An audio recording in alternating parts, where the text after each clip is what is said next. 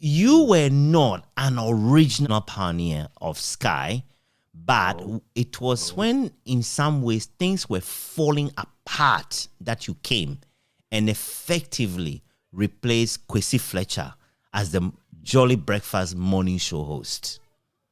What are your memories of those? Before I started with the morning show, I think I did a bit of a night radio and I did a bit of the drive time. I actually completely took over from Kweti Quino. Kweti Quino was the one I believe was running the morning show after Kwesi Fletcher. It turns out one day Kweti Quino did not make it to work. Actually, what was happening was that he was combining hosting the morning show and his university education. So he would come from Cape Coast and he would host the morning show. So I think it was one morning I was just at home when the Skyy car pulled up in front of my house that I should come and host the show because Kweti Quino could not make it. So I went to host the show for the first time that particular morning. And then when I did it, I believe it was good. So, basically I was encouraged to do it. I remember Mr. Wosnata asking me, I mean, he didn't ask me. He just said that he thinks I can do it. I mean, he just breathed far into me that I can do it, and I think I took it up, and then I did it. So, and I can say that I'm the longest morning show host on Skyy Power FM. I think close to about a decade. I mean, a number of people have been hosting it, but nobody hosted it continuously for as long as I did. So around that time of hosting the morning show, I think Skyy Power FM. I don't know whether Good News FM had come then, but if Good News FM had come, then it was just two private radio stations, in the beginning of things at a time when I was at Skyy. And just to backtrack a little bit, I remember when I always wanted to do something media. I always wanted to do something radio.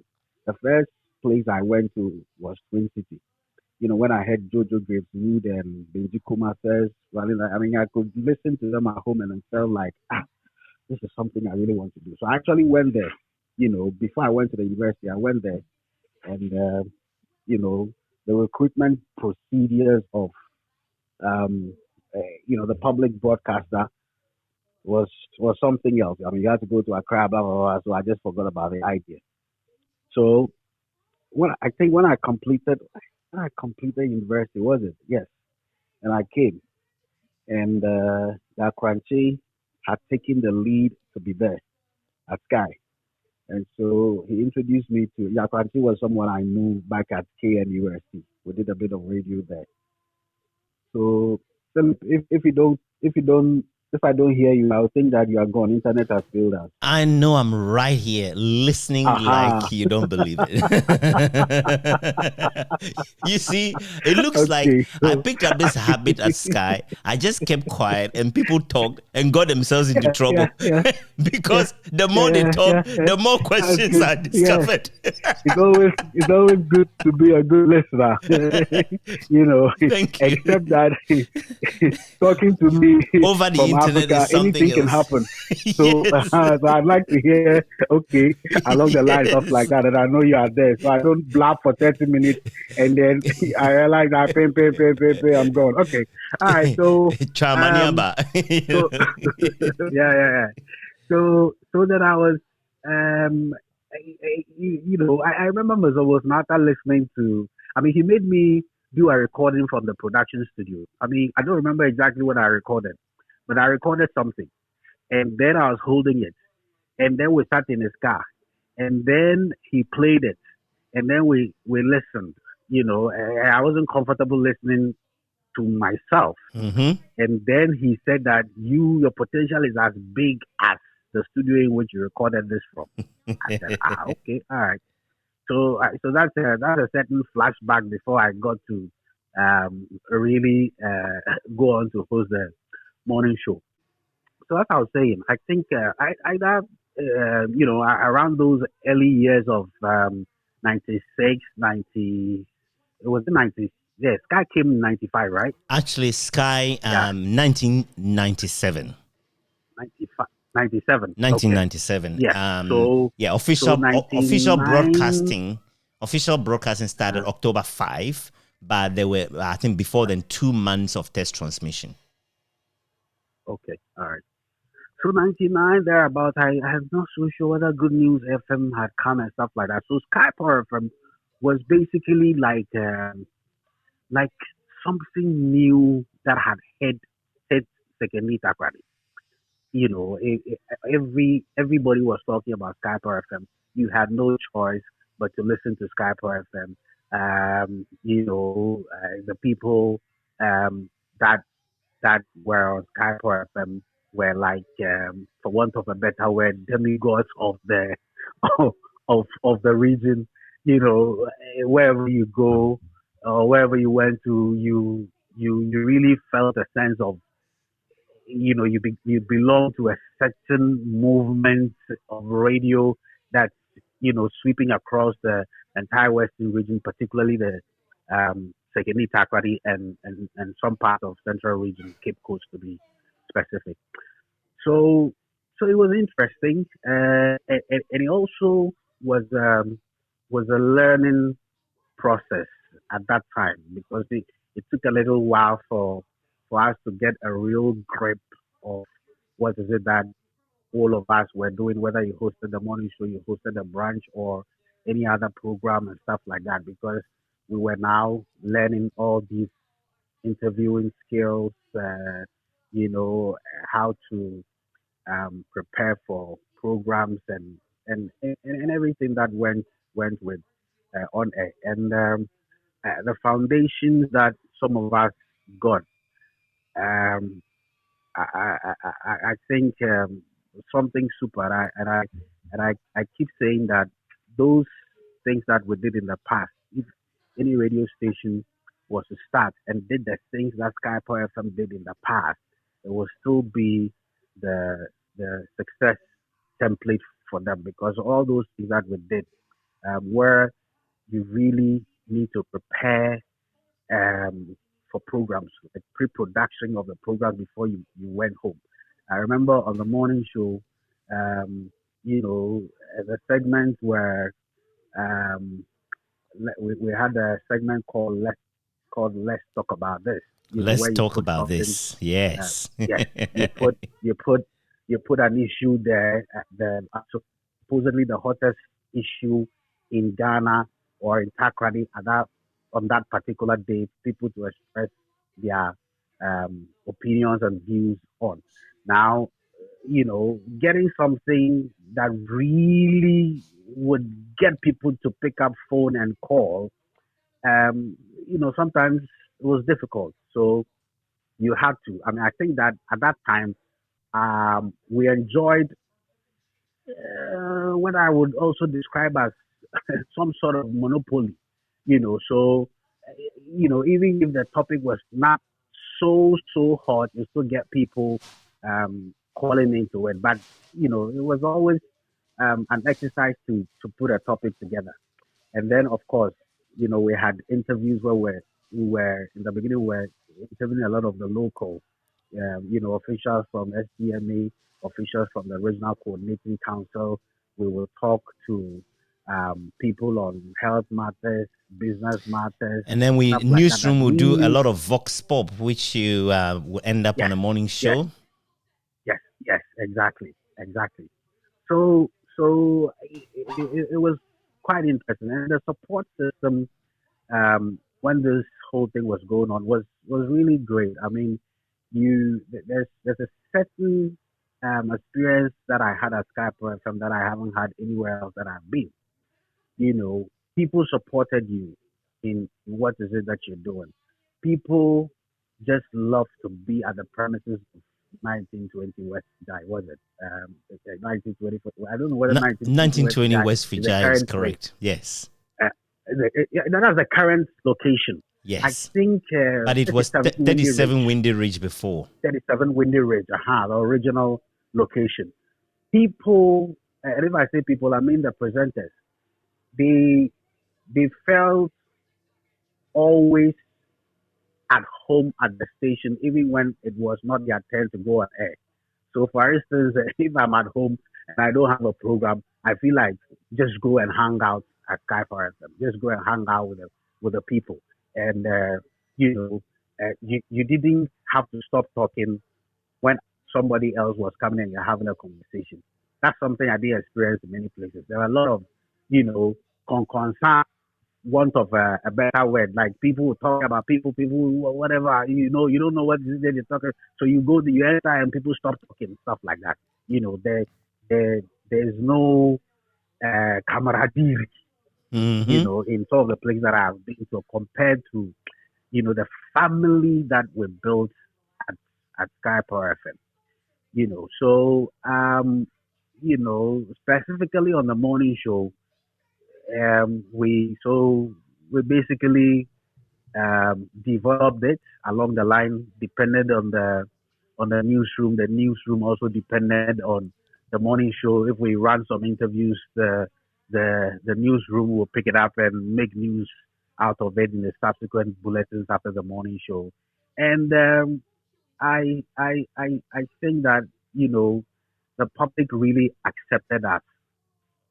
And as we proceeded, we added many other things in terms of the events that Skyy Power FM had to organize, brought artists that were, the real celebrities of the time to the metropolis, like the VIPs, the Reggie Rockstones, the Obrafours that had come. So Skyy Power FM also organized events like that. And, from long and now, events are basically the things that bring attention to a radio station. With outside broadcast, we were broadcasting out from outside the studio so frequently. Yes. And, we telecast a number of international sporting events also. I remember along the line, we brought our listeners the bout between Mike Tyson and Holyfield? Is it Holyfield? Yes. Which was huge. I mean, you found people. The screen was big. You found people way into the streets, watching from all places. You know what I mean? So, I'm sure at that time you couldn't get it to watch at your home. Okay, so Skyy Power FM brought that kind of euphoria to the people of Sekemita Kradi. All the events, all the things that we will show on TV that otherwise the people will not get to watch, and all that drew the people of Sekemita Kradi very close to Skyy Power FM. And so for the people who have passed through Skyy Power FM, they enjoy, some amazing goodwill that probably would be the thing that they would love about having been associated with a Skyy brand, other than any monetary, compensations that they had. You understand? Boy, before we continue, Bob, I'm grateful, already for you talking to me right now, because you've said quite a bit already that has helped my memory a lot. There are things I've forgotten, and not just the facts that you've forgotten, more importantly, the feelings. As I listened to you, you transported me back to the time. And I'm thinking, yeah, Bob, he was quite the guy. You're very eloquent, and you just know how to communicate.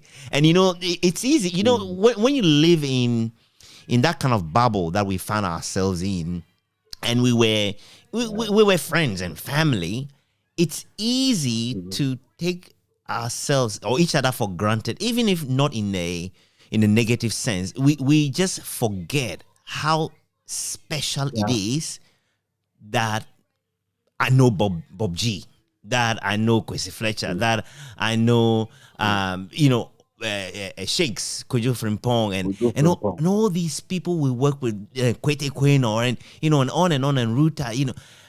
It's almost like it would be impossible to replicate what we experienced.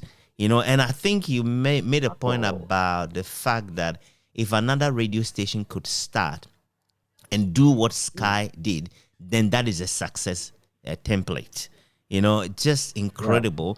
But look, the role Kwete Kweno played, as well as everybody else who hosted the Jolly Breakfast Show before you came on board, I believe Shakes, Kojo Frimpong, was hosting the Jolly Breakfast Show at some point as well. They all put in their absolute best and kept the momentum going. And of course, the true history, of course, of the Jolly Breakfast Show is that Nana Fimba Debbie was the very first host of the program for a few weeks, and then Kwesi Fletcher joined her, and then later on Fletcher took it up, completely, took over, But it's interesting that because my memory wasn't serving me perfectly initially, I said you replaced Kwesi Fletcher.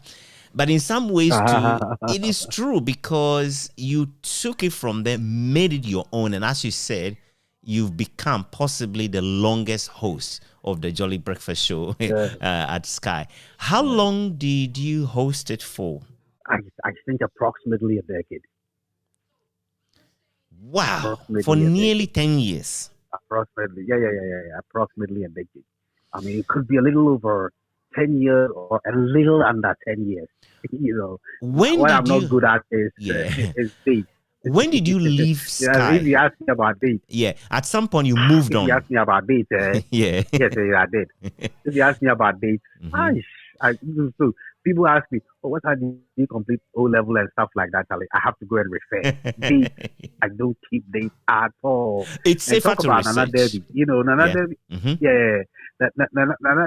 Nana Debbie and I are friends on Facebook, and communicate a lot.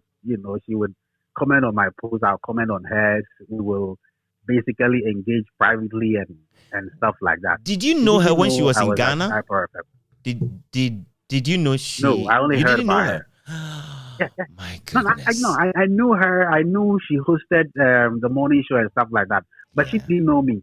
Right. I mean, all the while that we've been exchanging and stuff like that, it was only at the point that he said that, no, you went at Skyy. So I started telling, her about myself and stuff like that.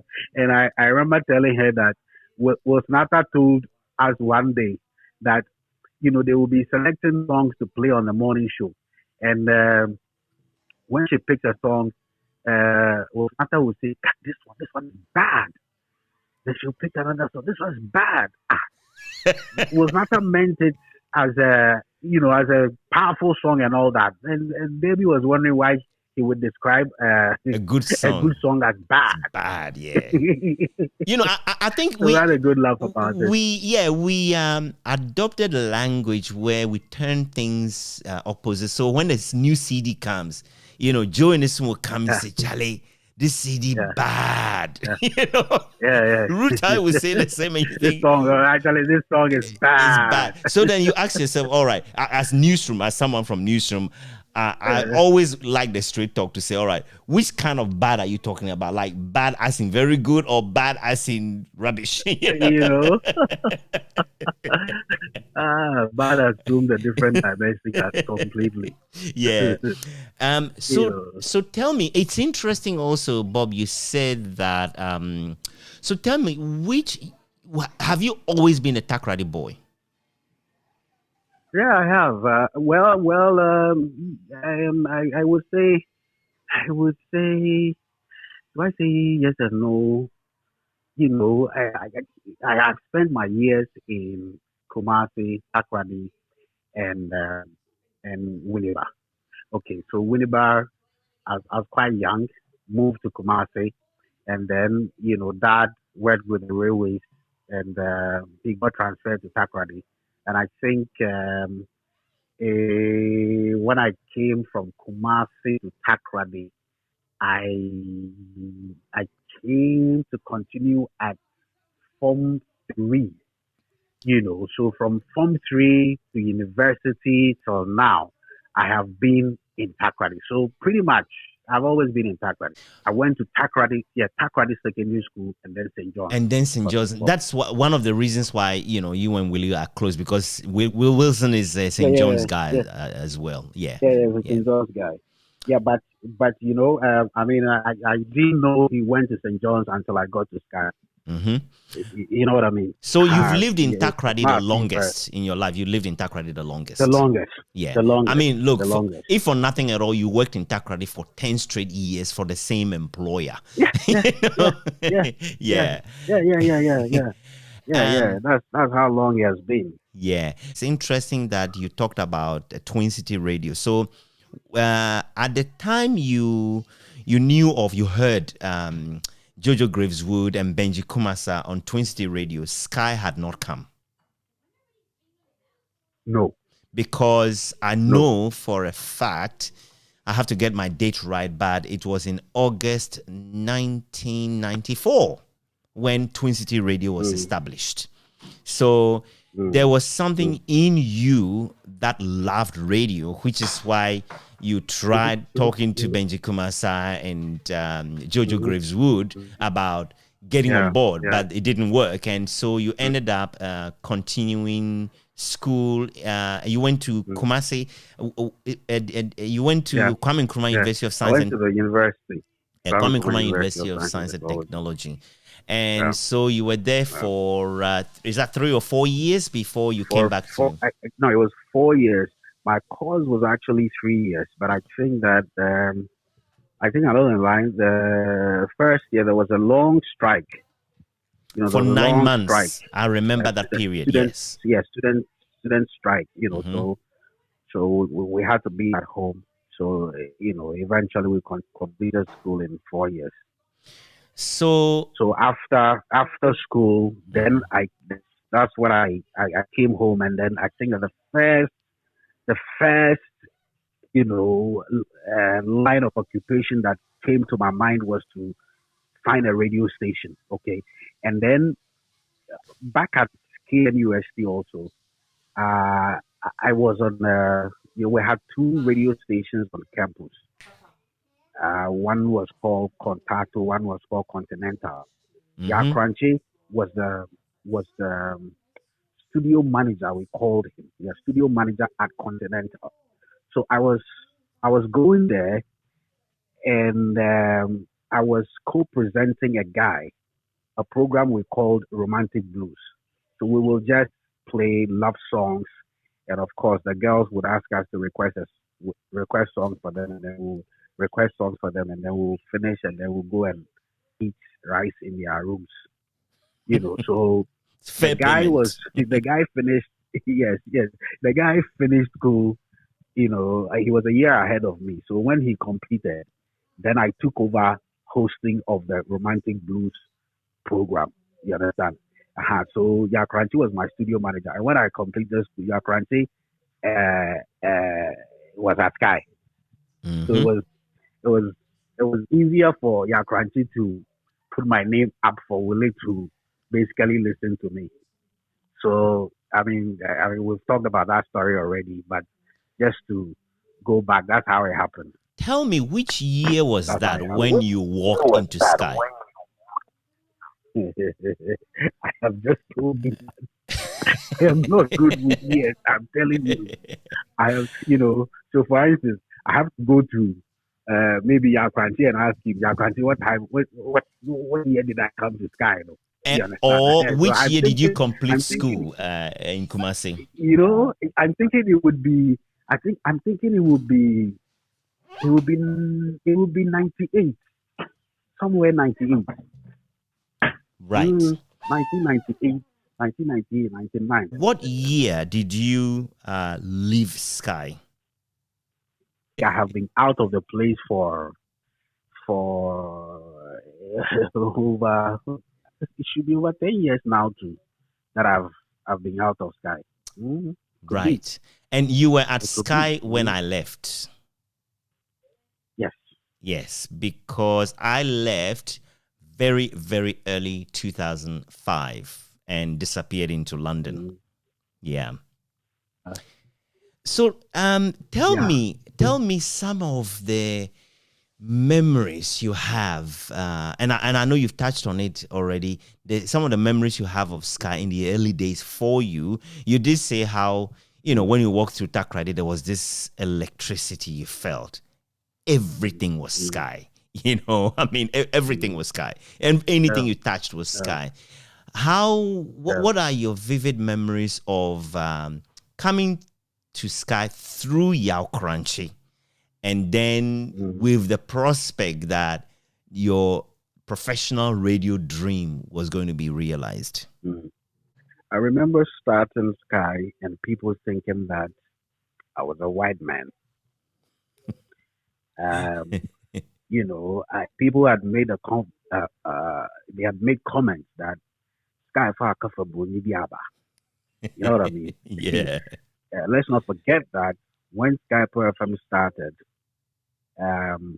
Fanti or Chi or any other language seemed prohibited on the station. Correct. It wasn't a policy, but it was just what we did. Yes. It was English and English alone. To go the English format. Apart from, because I think only Uncle Opia was permitted to speak Fanti. Yes. We had basically modeled on Skyy Power FM, and I think Uncle Opia was Uncle Opia a pioneer. Uncle Opia was a pioneer. He was there before He was a pioneer. Pioneer. Yeah, from day one. However, what he did was the Dawn program for kids. And then after that, 10 o'clock, there was the account news. So when you listen to the station the whole day, you don't get the impression at all that Fanti was a feature. Yeah. I think, Skyy Power FM was modeled on Joy FM, by the way. Okay. We wanted to do whatever that Joy FM was doing. I think that was the concept and the format from the beginning. No wonder also that Joy FM also had one reverend minister called, I've forgotten his name. He was the only person that was also speaking Chi on the radio. Right. Owusu-Ansah or something. Reverend Owusu-Ansah. Mm-hmm. He was the only person that was speaking Chi on Joy FM. So, but he would start from, I think, the dawn, because he was doing the gospel thing. Mm-hmm. And then would end at 6 for the morning show to continue, So back at Skyy, beyond Uncle Opia, nobody was, quote and unquote, allowed to speak Chi. So even if callers called in and they wanted to speak Chi, I don't remember cutting anybody off, but I remember Kwete insisting that you speak English or oh, don't bother calling. Worst case scenario, you do pidgin. Yes. If you can't do pidgin or speak English, you don't call the radio station. You understand?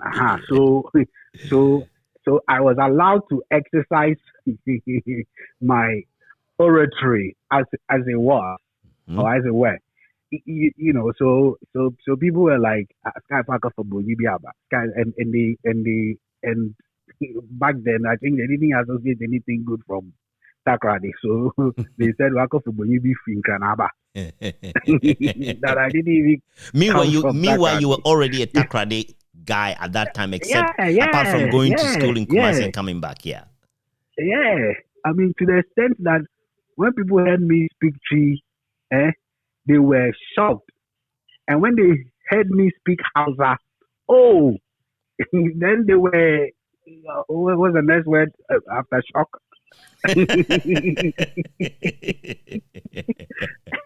Hey, what we speaking Hausa? Wow. Okay, so basically, so that was it. And I remember, J.M. Caesar, whom I came to meet.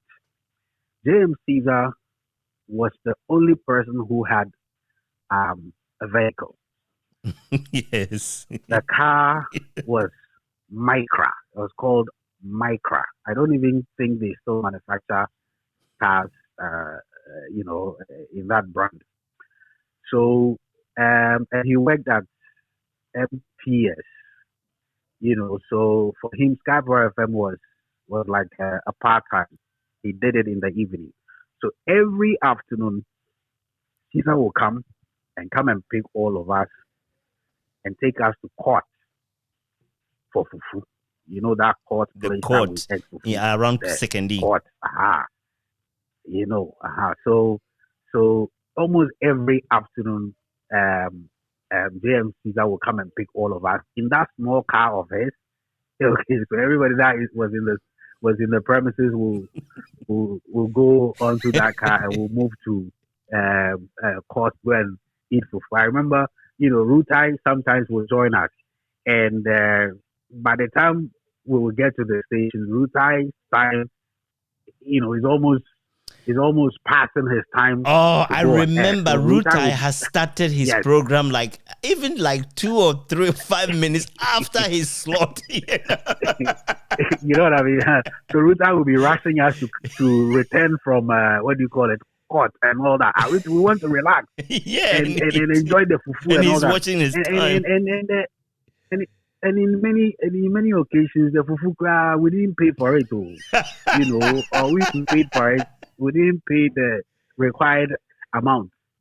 You know what I mean? Yeah. Then we would get a lot of meat and whatever on our food because people wanted to give to Skyy and people who worked at Skyy.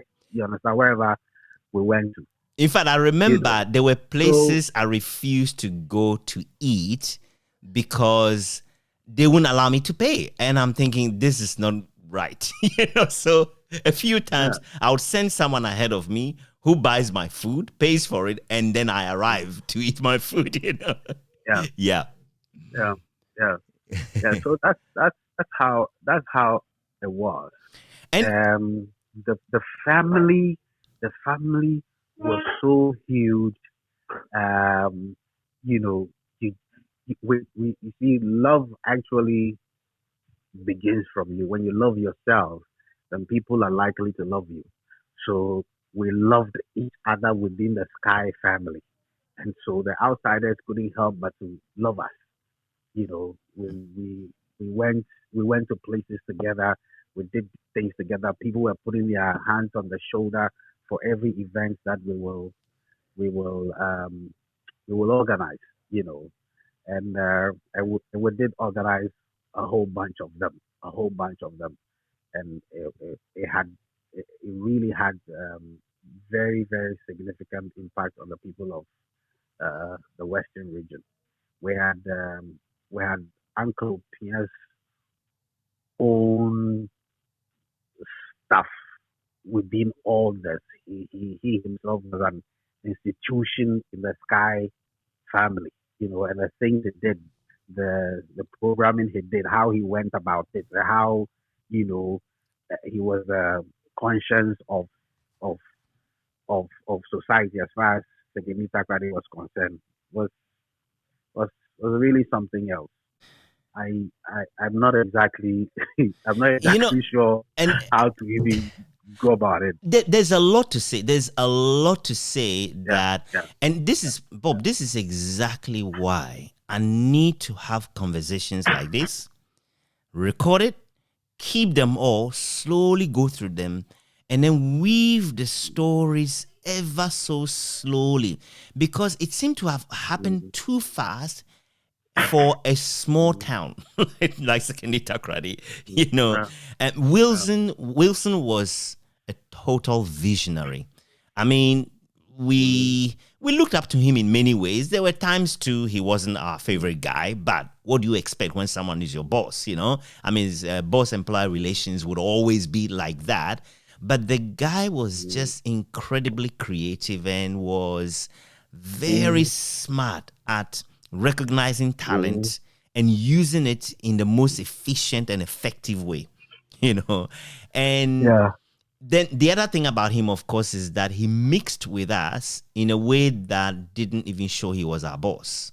I mean, he was almost like a colleague. He tried to do everything that we did. And I thought it's interesting you mentioned that at the time you arrived, Caesar, JM Caesar was the only one who had a car. And I remember that, of course, to just set a record, at the very beginning, in the very early days, Kwesi Fletcher was the only one who had a car, which was actually a taxi. It was running as a taxi, and he would drive it, do rounds here and there. And then I think in the end, one day, I believe the taxi gave up, or he must have sold it or something like that.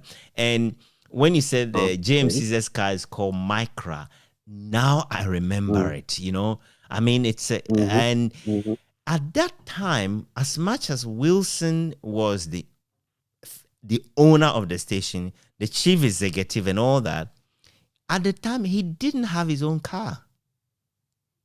No, he didn't. And in a small way, at least, that was impressive, isn't it? Because ultimately, if he really wanted to, he could have afforded it, but he seemed to have been just focused on building the business.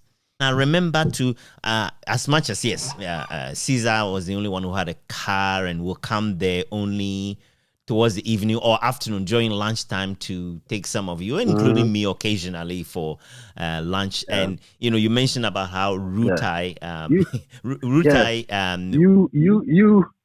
you couldn't join us as many times as you probably would have wished. Because the news. Your news was going at 1. And it's not just that it's going at 1. It is a whole day exercise. You're preparing. You're going out. You're researching. You're on the phone. You're writing. You're editing. And so on and so forth. And occasionally I will join when I get someone to hold a fort. And as much as Caesar was the only one who had a car, we seem not to have too much trouble to get to town and come back because there was almost always taxis, commercial taxis coming. They're dropping people who are coming for announcements or some transactions and whatnot, So if you need a taxi, you would stand there for maybe 5 minutes, 10 minutes, and then comes. But occasionally, you'll be there for like 30 minutes, an hour. There's no taxi coming. And they seem like some days just go very dry, no prospect. So you walk from the bottom, go all the way to near. Yeah, but Philip, really, you see, if you don't have a car, and there's no car picking you up or whatever, I think you are cool to walk. It is only when you get a car and you don't have it anymore, then it becomes difficult. Around that time where nobody had a car, yes, we got Caesar picking us up in the afternoon and all that. But before Caesar will pick us, a lot of people have come to the station walking. I lived near the ECG, okay? And I'll come to Skyy Power FM on foot. Because see, for the first 3 months that I started at Skyy Power FM, I don't think I was even giving money. I had been hired, kind of. I was I was happy to be there. Those were the days I associated. was playing what do you call it, the night radio before I moved on to the drive because Joannison had left for school. You understand? All those times I was, because the programs also started later in the day. I was walking from, the place was called Type E. I was walking from there through Windy Ridge to 37 Windy Ridge. I was walking on a daily basis. I was doing it. When I came to host the morning show, of course, you need to be at the station early. So I think a bus was available then, and so the bus was picking me. And other than that, everybody was, people who lived. I called where I lived to the station close. I would walk and walk into the station to just kind of meet the family and all that was exciting. Today I won't do it. And I don't know if you remember, I used to live in Amanfo. Used to live there before moving to Yeah, Airport Ridge yeah, later on. And I used to yeah. walk from home all the way to the station. I mean, to be fair, it's not like it's a Mm, 10-kilometer walk or anything. It was probably, I don't know, yeah, yeah, yeah, maybe two yeah, kilometers at yeah, most or something, you know. yeah. But Well, as time well, went on, I couldn't afford walking yeah. for too many reasons. First of all, Mm-hmm. you're walking, and then if you meet someone on the street, that's, a 15-minute conversation, and you don't want to be rude, Mm-hmm. Yeah, yeah. yeah, So yeah. those were the days. Yeah. So tell me, so when you started, what were the programs you hosted before moving on to the flagship Jolly Breakfast Show? I don't know if I recall the name of of the night program. I I I don't know whether it had a name or it was just a night. So we went to sit down there. I think it was 10 to 12 midnight To and play play music? some music. Play some music there. And then so I hosted the Sky Drive has always been called the drive time. Mm-hmm. Yeah. So I hosted the drive time and then I hosted the morning show. Whilst I was hosting the morning show, we developed a new program which we call the local chart show.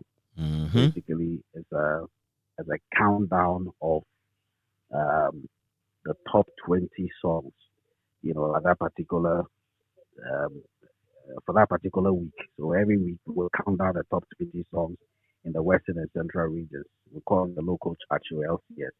So Joe Edison was the producer. We actually put the program together, and and that's also one of the programs that a lot of people remember before at Skyy Power FM because it became a really really huge program. And I think that I can say that since I've been off that program, it's never been the same. Even Mr. Wilsonata told me when I was doing the program on another radio station. I think there was one point that he told me that we'll count down. Nah, we'll be queer. You know what I mean? You're killing He us made a comment like with that the countdown because which you're no longer hosting. yeah, yeah, yeah, yeah. But I was hosting it on another platform, another radio station. Mm-hmm. I think we called it the Chart Down Ghana. So I basically tried to open it up. The one on Sky was Western and Central regions. Mm-hmm. When I Mm-hmm. wanted to replicate something like that on Melody FM, I thought that we want it to be bigger. Mm-hmm. So we said Chart Down Ghana, which covered the uh, entire, Ghana, just to make Yeah. it bigger, make it different from what Skyy FM was doing, and introduce a number of things into it, the listener participation and stuff like that, which made it very bigger. But really, on Sky, it was a huge program besides the morning show that I hosted. And, So now that you I say it, I don't think remember. I Now that you say it, I remember the LCS, and I yeah don't yeah suppose you could have had a better producer than Joe mm, Innocent. mm, mm, Joe Innocent had yeah this yeah incredible taste in music that doesn't seem to harmonize with the person you know. When you know him as a person, you don't think he's an expert, in musical taste. But he puts together selections and you feel like, whoa. But of course, I don't think anyone probably beats Wilson after when it comes to selections until perhaps, people like Phillip Nyakpo brought their own style, Yeah. And Phillip Nyakpo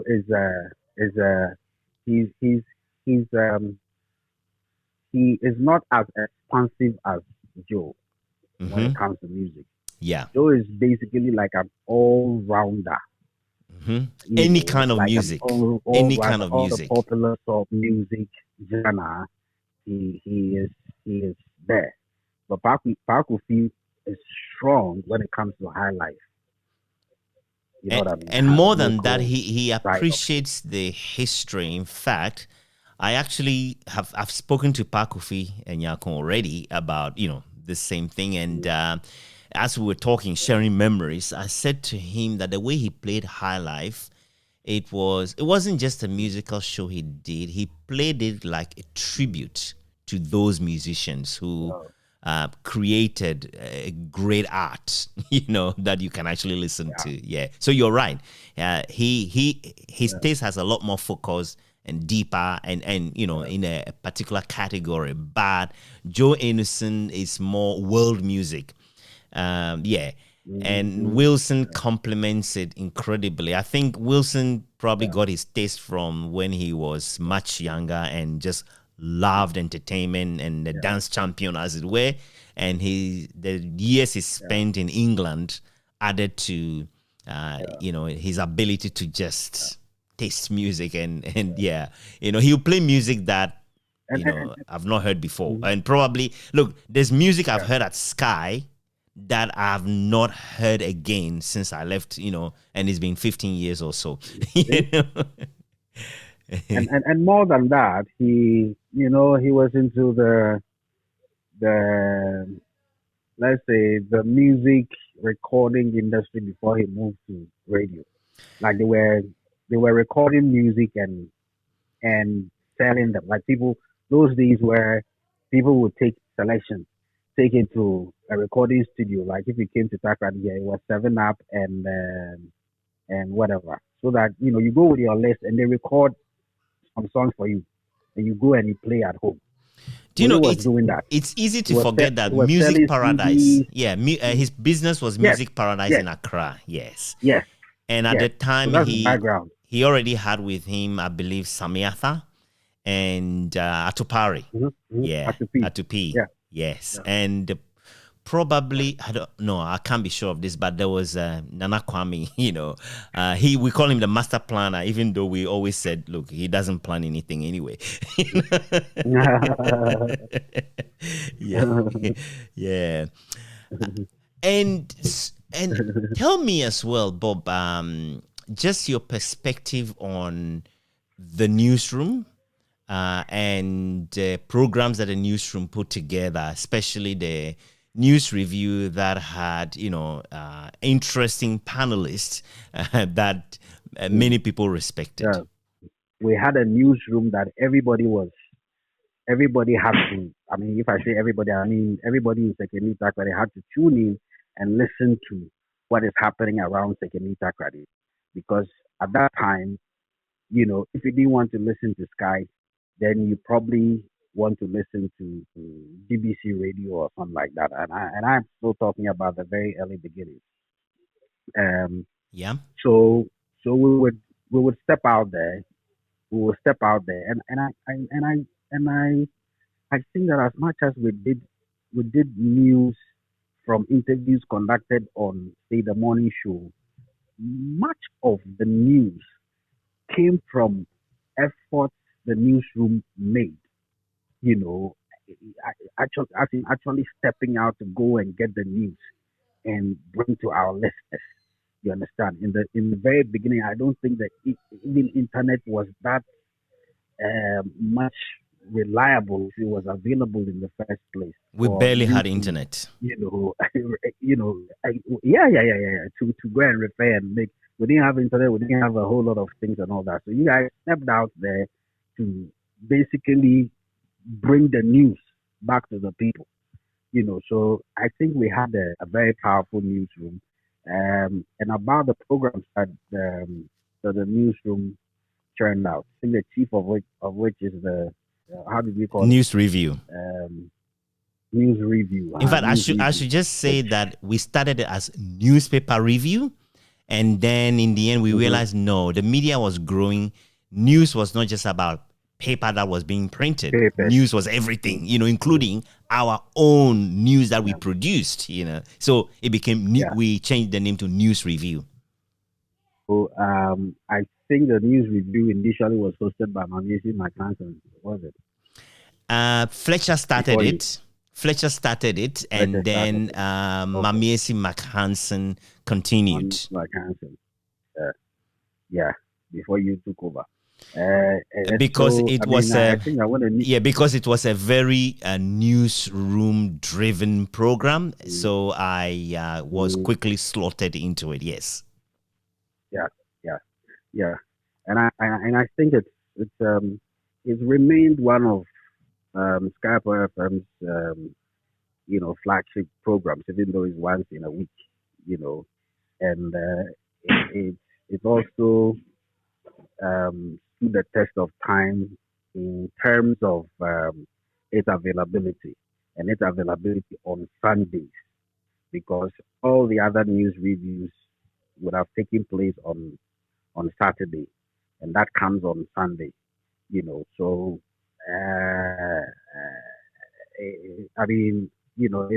and people still want to listen. So in spite of the fact that they've listened to reviews on Saturdays and stuff like that, they still tune in and listen to it. And I think that back in the days, I compare to now, which I can say I haven't listened to it in quite a while. I cannot, compare them now to the then, in terms of the quality of it and the personnel that have passed through that program. The panel that have passed through that program, from Captain Sohu to the man that had a school, Tony Osei-Jesse. Tony Osei-Jesse, who were permanent members on it, and the few that passed through. I think that they made the program very, very, very hugely successful. Those were people that commented, little or no political lenses. You understand? So it was a fairly balanced program, except for the others that passed through on other days, the ones that were not permanent. We had a program that somebody was coming from Accra every weekend to be on it. Captain So, who was it? Yes, Captain So, indeed. Alive, by the way. Yes, he is. I'm glad to say, and I would add something to that yes question I said, but I just thought I would share this memory with you as well. We, on the news review, we tried a few people who seemed like they were confident and knew one or two things, but I tell you what, the program just spat out anyone. Anyway, it doesn't care. It doesn't matter which position you were. It just spat you out if you are not up to it. We'll finish the program, or even on the program, during the program itself, right? You yourself will realize that you don't belong there, because Captain Sowu will bring the history of the whole matter. Yeah, he will clean it up and then make you see that, look, we are not even asking the correct question in the first place. Then he rephrases and then brings it up, and then you realize, okay, we are handling a different topic, right? even though the original question was still relevant. Then Tony would take it and move it right past the stratosphere. And then you realize that, okay, these are not ordinary people who are talking. So if you were a new panelist and you came and you met those two on that day, you don't want to come back the next time, because you feel like you've been exposed as not belonging to that high level of discussion. And personally, hold on.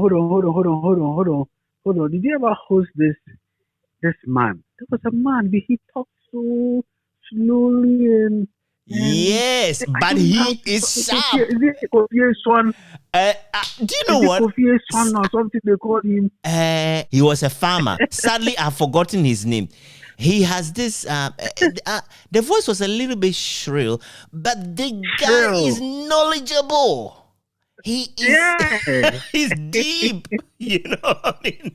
Yeah. Oh, Charlie, that guy. I don't know Jack where he is. He was a farmer. So, and you know what? He will appear in the studio in his Wellington boots. With his Wellington boots. Yes. I remember everything. And he was so highly educated. He knew his stuff. In fact, if you are used to bowing down to people, he is someone you will put first in line to bow to. He was just amazing. So he was tried on a program. We tested him on a program, and he passed with flying colors because after the program, he had a lot of time to even come anyway.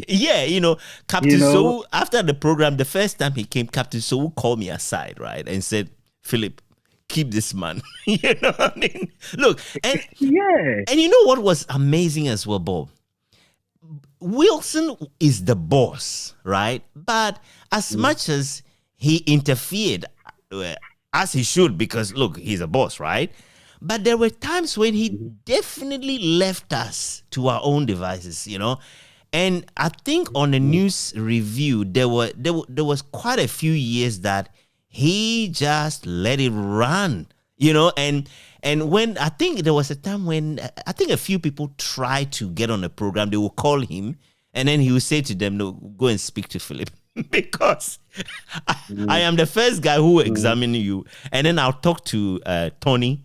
And then if you are not there, we will not even give you the audience at all. But when that man you mentioned came, Captain Sowu took me aside and said, Philip, keep him. It was as if I made the decisions when really I didn't, Yeah, I mean, he had to say that. I mean, so on a few occasions that probably he wouldn't come. Yeah. Then you still have a show. Exactly. You still have a show with that man and Tony. You still have a show. You know what I mean? I remember that man. I'm sure for many people, I mean, before his first speech, they were like, "Oh, this guy too. What is he coming to do? What is he coming to do?" He starts and something else. I think that people like Tony and Captain Sowu, they are unsung heroes. Unsung heroes. I mean, these days, people's faces are put on every. I mean, they do flyers and put them on everywhere when there's a program coming up. We didn't do all those kinds of things. Like if like you have to do flyers and use it to promote the program. Really prop these people, let them look big and all that. They didn't get all those kinds of things, but their contributions. But the thing that was outstanding was that they didn't need a title. What can I compare it to? When George Bush Jr. was leaving office, in his last speech. Yeah.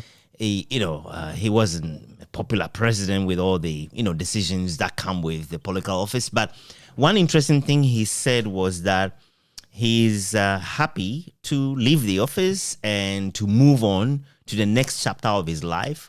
But in all of that, as much as he will not be president anymore, the most important title that he can continue to carry is that of citizen. And that's the biggest privilege of his life. I think he put it in a way that was just palatable to say, no, you can't afford to say, well, because I'm not president anymore, I don't occupy this position anymore, because I don't have that title, I am nothing, And I think I'll just like to just link that analogy, as inadequate as it feels, to Captain and Tony, to say those guys didn't need that recognition because they earned it through the work they did, and it spoke for itself. You asked about Captain So, whether he's still alive, and I'm glad you asked. I'm glad you asked. What a man, So about 2-3 years ago, I called him, and he happened to be in the U.S. at the time. He said he was visiting his daughter, and we hadn't spoken for quite a few years, and he was just happy to hear my voice, and as I was to hear his, because we have quite a relationship. And so for some funny reason, I asked him, so Captain, how old are you now? And you know what he told me? He said he was 80 years old. He was 80 years old. And I said, no way. I can't believe I'm speaking to an 80-year-old man. And that 20 years before, when we were doing our program, I didn't think he was a 60-year-old man. He was just energetic and strong and knowledgeable. And do you know, in spite of all the years that we worked together, there were a lot more things about him that I had no clue about. Well, it turns out we are actually related in some way, Having said that, a lot of airways are just related. If you see one airway here and another there, spend 5 minutes, and then you can connect all the dots, And then I found out the guy was sentenced to death because he had participated in the 1966 coup that overthrew Nkrumah. And not just that, in perhaps 2 other coups d'etats. So the guy is about trying to overthrow every government that he thinks is unconstitutional or is trampling on the rights of the people. And he spent. He had or have a brother. Yes, that's his older brother who passed. Squadron leader Clem Soul. Yeah, so his older brother passed. So I think he's the one that confused me about. So I asked the question whether he's alive. Yeah. So the guy actually spent a few years on death row. I'm thinking, whoa, wow. That's not the kind of people you come across very often in your life. He spent many years thinking he was going to be executed, and then one day he was freed. Wow. Could have been dead. Yeah, he would have long been dead before Skyy came. So look, Bob, I know I've taken a lot of your time today, and I am really grateful for it. But I'm also happy that we could try to do this together for the sake of the memories. And it's about us as individuals and as friends and families that we were. And the fact that what we experience will never be repeated again. And hopefully we don't want it to be one of those events that disappear and latter generations have no idea what happened, because when I see the way the environment has completely changed, that's why I asked you how many radio stations are now in Takoradi. And to think, because those days when the radio license was being handed out, nobody wanted to come to Takoradi. Wilson, through some incredible courage, chose Takoradi, decided on Takoradi, and it changed everything. It changed everything, Yeah. And so, look, I'm really, really grateful. And I'm thinking, Bob, as well, that if I'm able do this project together with your contribution as you have, it is a way of helping bring us together, so we can see ourselves in the one continuing picture, because our memories are awful, isn't it? We forget things easily, especially with the passage of time, So as we talk like this and can preserve some of the memories, do a lot more research and put something together in a document that is verifiable. I just happen to believe it's worth it. And I'm glad you share that feeling and a view as well.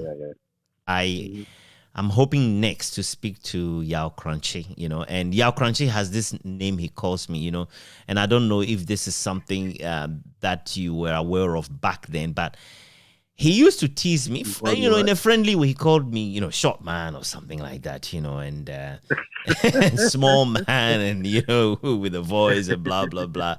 And one day, I don't know what happened. I must have been in the newsroom or something like that. He came around doing the same thing. So I said, hey, Yao, look, the smaller the bottle. I said, when it comes to poisons, the smaller the bottle, the deadlier the poison. And he's never forgiven me. Every single time we communicate, he talks about it. Okay. I never knew you knew him from Kumasi. I never knew that at all. Right. You were so effective. I mean, look, for someone who didn't have a great radio training, you were amazing. And of course, the audience were the best judge, and they gave their thumbs up, over and over and over and over again. One time, a few years ago, when I did that little documentary with my son, I had to put your portion in when it was the May 11 or May 9 Accra Stadium disaster, and boy, I had that recording and the way you came in, and I thought, that is the spirit. That is what I knew, I'm sure when you get to LA, to be able to tell you about, some of the real impacts on the Western region with some of the things that we had to do. Real things that were geared towards the peace of the region. We did along the line, and when we would have the date, we did something called in Kabuma Fashe. It was supposed to happen annually, but the Kabuma Fashe was to bring the chiefs. There were a lot of, rumors about the Western chiefs not together and all that. It compared to the Ashanti chiefs, for instance. And so a lot of good things were happening in the Ashanti region, which are not happening in the Western region. And so at a point, Skyy Power FM put together something called Nkabuma Fashe, which brought a number of the chiefs in the Western region together at a Deba, and discussions and stuff like that. But I think it happened for once, and it never happened again. And then we also did something called, we did a project called Western Region Development Agenda. I don't know. Were you here when we did it? I remember, and Joseph Edu as regional minister. Yeah. Yes. That one you were here. I was there. Yes, I was there. I remember that. Yes. But yeah, but of course I was so busy at the newsroom. I wasn't overly committed, but I was fully aware of it. Yeah. So it was basically to develop a development agenda for the Western region, for which every regional minister or every sector minister would look at it. For the development of the Western region. And we brought quite a number of people together, opinion leaders and people in various high places to develop that document. We did also a Western region personality of the year or something, except that the first one we did, Wilson won it. Was Nata himself who won it. We set out to reward somebody, and was Nata got rewarded for that. He didn't like it, but at the point, it looked like he had to get it. It was the people's choice. Those things. Do you know what? I actually remember because I interviewed Wilson himself on the TV. Right, I still have that recording. Yeah, and we talked about that. We really talked about it, and so it's funny. Obviously, I should be eventually interviewing Wilson for this project that I'm undertaking. But he's probably going to be one of the last. In fact, I haven't even told him that I'm doing this yet. Wilson is an interesting character in the sense of how, from his humble vision, this occurred, And in fact, in that interview, your name is actually mentioned from memory, because I actually remember, I remember we all thought it was a bad idea that Wilson had to be chosen, but in the end, it flew, And yeah. I mean, we were there. 2004, I think it was 2004. Papa Usankuma was shortlisted. Was shortlisted.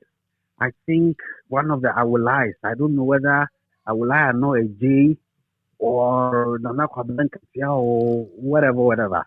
But, I think that, this is how this one is going to, how this one will be forceful in the story that you're putting together is that, I mean, Skyy's brand and Skyy's importance has been so huge that nobody could overlook the CEO of Skyy Power FM and at the time give this thing to somebody else.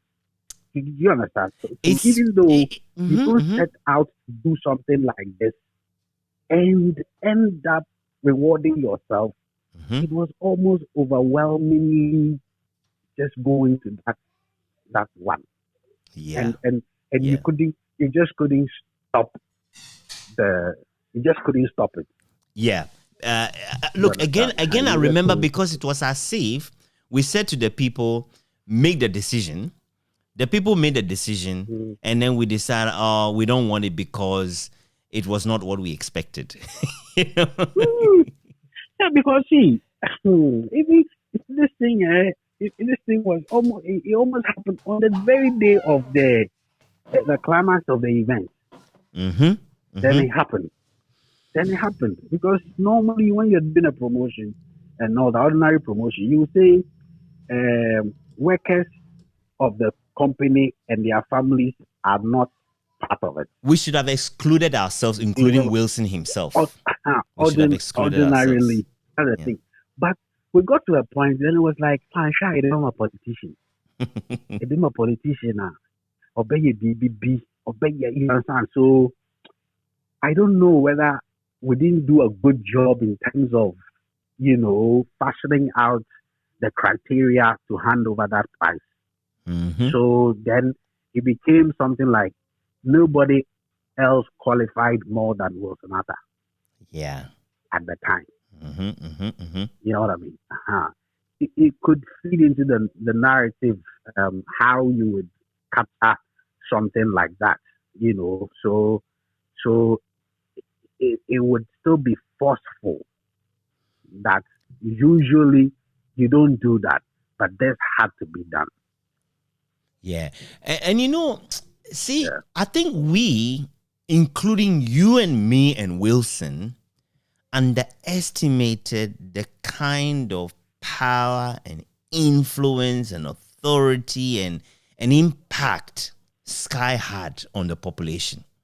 We underestimated it, So in the end, we organize this thing and it blows in our face where we're thinking, maybe we didn't do the right thing, but you couldn't reverse it either. You couldn't reverse it. But it says something. It says something about the enterprise and what I keep calling the experiment. Yeah. Bob G. Thank you again. Thank you so much.